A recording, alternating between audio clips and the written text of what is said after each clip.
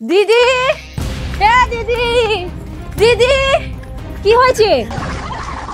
তাড়াতাড়ি চল।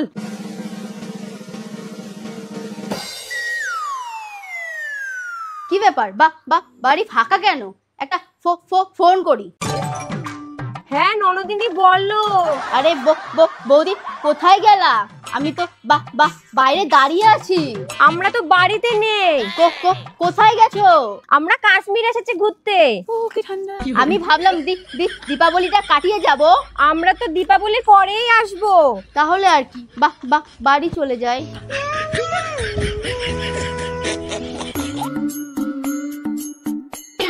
এই রে, ব্যাগটা তো ফেলে এসেছি। যাক বাবা, বেঁচে গেলাম। এ কি, তোমরা বললে যে কাশ্মীর গেছো? গেছিলাম তো, আবার সেকেন্ডের মধ্যে চলেও এলাম। কি করে? দেখাচ্ছি। দেখো, এই বাড়ি আর এই কাশ্মীর। এখন দেখো, এই কাশ্মীর, এই বাড়ি, কাশ্মীর, বাড়ি। তুমি এখন আমার ফোনে একটা ফোন করে জিজ্ঞাসা করো আমরা কোথায় আছি। ঠিক আছে। হ্যালো বৌদি, কোথায় আছো? আমরা তো বাড়িতেই আছি। এবার তুমি একটা বড় বৌদির ফোনে ফোন করো।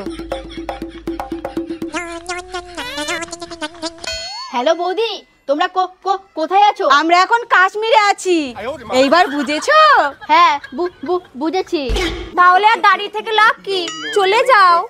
ঠিক আছে, তোমরা আসলেই না হয় আবার আসবো। এই আয় আয় আয় আয়।